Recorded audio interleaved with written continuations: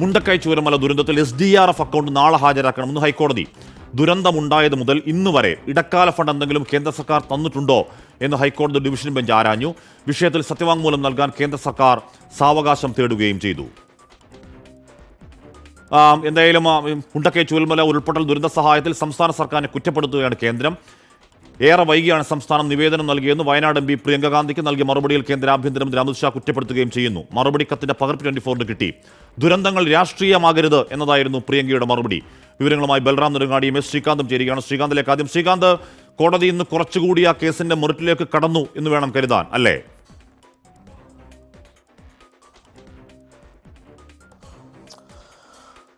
കുറച്ചധികം കാലമായി ഈ കേസ്, ഈ ദുരന്തമുണ്ടായതിന് തൊട്ടു പിന്നാലെ തന്നെ ഈ കേസ് കോടതിയുടെ പരിഗണനയിലുണ്ട്. ഓരോ ഘട്ടത്തിലും സംസ്ഥാനവും കേന്ദ്രവും മാറി മാറി സത്യവാങ്മൂലം സമർപ്പിക്കുകയും ചെയ്യുന്നതാണ്.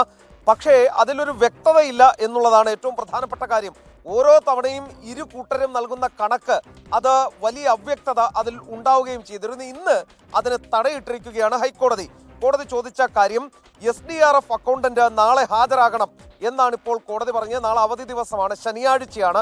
എന്നിട്ടും കോടതി സിറ്റിംഗ് വെച്ചിട്ടുണ്ട്. ഈ SDRF അക്കൗണ്ടന്റ് ഹാജരാകണം എന്നാണ് കോടതി അറിയിച്ചിട്ടുള്ളത്. ദുരന്തമുണ്ടായ സമയത്ത് SDRF അക്കൗണ്ടിൽ എത്ര തുകയുണ്ടായിരുന്നു അത് വ്യക്തമാക്കാൻ കോടതി പറഞ്ഞിട്ടുണ്ട്. ഈ എത്ര തുക ഉപയോഗപ്പെടുത്താൻ കഴിയും എന്നുള്ള കാര്യവും വ്യക്തമാക്കണം എന്നും ഹൈക്കോടതി ഇപ്പോൾ പറയുന്നു. ദുരന്തമുണ്ടായി ഇന്ന് വരെ ഇടക്കാല ഫണ്ടായി എന്തെങ്കിലും കേന്ദ്രം തന്നിട്ടുണ്ടോ? ആ ചോദ്യം കോടതിയിൽ നിന്നും വരുന്നു. ഇനി എത്രയാണ് കേന്ദ്ര സർക്കാർ തരേണ്ടത്? ആ ചോദ്യം സംസ്ഥാനത്തോടാണ്. ഇത് സംബന്ധിച്ച് വിശദമായ കാര്യങ്ങൾ അറിയിക്കാൻ സംസ്ഥാന ദുരന്ത നിവാരണ അതോറിറ്റിക്ക് കോടതി ഇപ്പോൾ നിർദ്ദേശം നൽകിയിരിക്കുന്നു. ജനങ്ങളെ പുനരധിവസിപ്പിക്കുകയാണ് പ്രധാനം. ഏതെങ്കിലും തരത്തിൽ ടെക്നിക്കൽ വാക്കുകൾ കൊണ്ട് അതും പറഞ്ഞുകൊണ്ടിരുന്നാൽ പോരാ. കൃത്യമായ വിവരങ്ങൾ നാളെ തന്നെ കിട്ടിയേ തീരൂ. SDRF അക്കൗണ്ട് ഓഫീസർ നേരിട്ട് ഹാജരായി തന്നെ ഇത് നൽകണം എന്നിപ്പോൾ ഹൈക്കോടതി വ്യക്തമാക്കുകയും ചെയ്യുന്നു. അതായത് ഇനി SDRFും NDRFും എന്ന പേരൊക്കെ പറഞ്ഞ് 2219 കോടിയുടെയും 248 കോടിയുടെയും ഒക്കെ കണക്ക് പറഞ്ഞുള്ള കളികൾ വേണ്ട. നേരിട്ട് ഇവിടെ എത്തണം, ഇവിടെ ബോധ്യപ്പെടുത്തണം, പുനരധിവാസത്തിലേക്ക് കാര്യങ്ങൾ നീങ്ങണം. ആ നിലയിലേക്ക് കാര്യങ്ങൾ എത്തിയിരിക്കുന്നു. ഈ പറയുന്ന ഇത്തവണ പരിഗണിക്കുമ്പോൾ മറുപടി പറയാം എന്ന് കേന്ദ്രം പറഞ്ഞ കുറച്ച് കാര്യങ്ങൾ ഉണ്ടായിരുന്നു. അത് ഈ പറയുന്ന ഉന്നതതല സമിതി ചേരുന്നതുമായി ബന്ധപ്പെട്ടായിരുന്നു.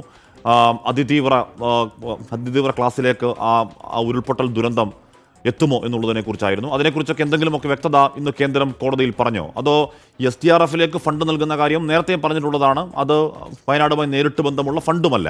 ശ്രീകാന്ത്,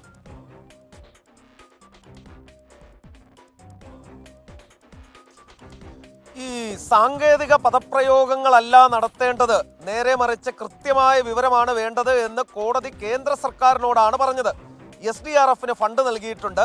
SDRFിന്റെ ഫണ്ടിൽ നിന്നും ആ തുക എടുത്ത് ചെലവാക്കി പോകുന്ന മുറയ്ക്ക് ബാക്കി തുക കൂടി എത്തും എന്നതടക്കമുള്ള സാങ്കേതിക നടപടികൾ എന്തൊക്കെയാണ് എന്നാണ് ഇന്നും കേന്ദ്ര സർക്കാർ കോടതിയിൽ പറഞ്ഞത്.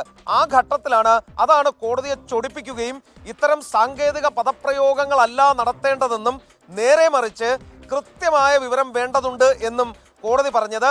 തുടർന്നാണ് SDRFിന്റെ അക്കൗണ്ടന്റ് അക്കൗണ്ട് ഓഫീസർ നാളെ ഹാജരാകാൻ പറഞ്ഞതും. കേന്ദ്രത്തിന്റെ മറുപടിയിലും തൃപ്തരല്ല കോടതി. കേന്ദ്രത്തോട് ആവശ്യപ്പെട്ടിട്ടുള്ളത് ഈ എത്ര ഫണ്ട് നൽകി, ഇനി എത്ര കൊടുക്കും എന്ന കാര്യം കേന്ദ്രവും അറിയിക്കണം. അത് നാളെ തന്നെ അറിയിക്കണം എന്നാണ് ചൂണ്ടിക്കാണിച്ചിട്ടുള്ളത്. അതായത് എത്ര ഫണ്ട് നൽകി, ഇനി എത്ര നൽകും, അത് കേന്ദ്രം അറിയിക്കണം. SDRFിൽ എത്ര ഫണ്ടുണ്ട്, അതിൽ എത്ര ചിലവഴിക്കാൻ പറ്റും, അത് സംസ്ഥാനവും അറിയിക്കണം. സംസ്ഥാനം അറിയിക്കുന്നതിന് റിപ്പോർട്ടായി വേണ്ട, അക്കൗണ്ട് ഓഫീസർ നേരിട്ട് കോടതിയിൽ എത്തി അറിയിക്കുകയും വേണം. നാളെ വീണ്ടും കേസ് പരിഗണിക്കും. അവധി ദിവസം എന്ന പരിഗണന പോലും മാറ്റിവെച്ചുകൊണ്ടാണ് അത് പരിഗണിക്കാൻ കോടതി തയ്യാറെടുക്കുന്നത്. ഓക്കെ, അതിന് കോടതിക്ക് പ്രത്യേക ബഹുമാനങ്ങൾ അർഹിക്കുന്നു കോടതി. കാരണം അത്രത്തോളം വല്ലാത്ത അവസ്ഥയിൽ കൂടി ആ നാട് കടന്നു പോവുകയാണ്. അതിൽ ഇനി അവ്യക്തത വേണ്ട. ഈ സാങ്കേതികത്വം പറഞ്ഞുള്ള കളി നിർത്തൂ, കാര്യങ്ങളായി കോടതിയിൽ പറയൂ എന്ന് കൃത്യമായി തന്നെ കോടതി പറയുന്നു. നാളെ വീണ്ടും പരിഗണിക്കുമ്പോൾ ഒരു തീരുമാനമുണ്ടാകുമെന്ന് പ്രതീക്ഷിക്കുകയും ചെയ്യാം.